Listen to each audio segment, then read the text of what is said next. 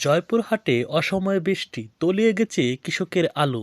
সেলিম হোসেন রুবেল, জয়পুরহাট জেলা প্রতিনিধির পাঠানো তথ্যচিত্রে দেখুন বিস্তারিত। হঠাৎ করে অসমের ভারী বৃষ্টিতে জয়পুরহাট জেলার খেতলাল ও কালাই উপজেলার বিভিন্ন এলাকায় আলু ক্ষেত তলিয়ে গেছে।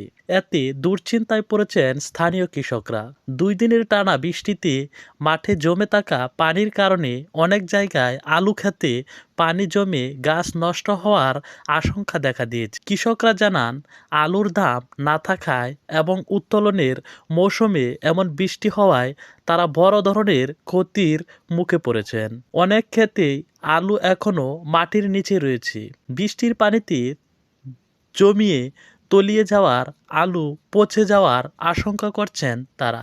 এতে উৎপাদন খরচ তুলতে পারবেন কিনা তা নিয়েও শঙ্কা দেখা দিয়েছে। জেলার কালাই ও খেতলাল উপজেলার মাঠ ঘুরে দেখা গেছে অনেক আলু ক্ষেতে পানি জমে রয়েছে। বিশেষ করে নিচু জমির ক্ষেতগুলো বেশি ক্ষতিগ্রস্ত হয়েছে। কৃষকরা দ্রুত পানি নিষ্কাশনের চেষ্টা করলেও বৃষ্টির কারণে তা সম্ভব হচ্ছে না। স্থানীয় কৃষকরা বলেন, চলে গেছে পানি থেকে। এই আলু আবাদ করছি কত আশা করে, আলু বিক্রি করে দেনা দবা শোধ করবো আর কি। আলু তো তুলাই পারলাম না, আলু পানিতে চলে গেছে। এখন এর দেনা দবা কেমনে শোধ করি, আলুর দাম নাই। সার, বীজ ও শ্রমিকের খরচ বাড়ায় এমনিতেই আলু চাষে খরচ বেশি হয়েছে।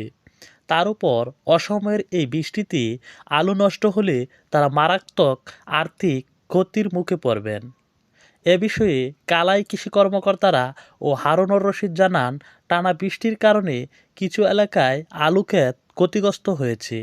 তবে বৃষ্টি থেমে গেলে দ্রুত জমির পানি সরিয়ে ফেলার পরামর্শ দেওয়া হয়েছে। পাশাপাশি ক্ষয়ক্ষতির পরিমাণ নিরূপণে মাঠ পর্যায়ে কাজ চলছে এবং কৃষককে পরামর্শ দেওয়া হচ্ছে।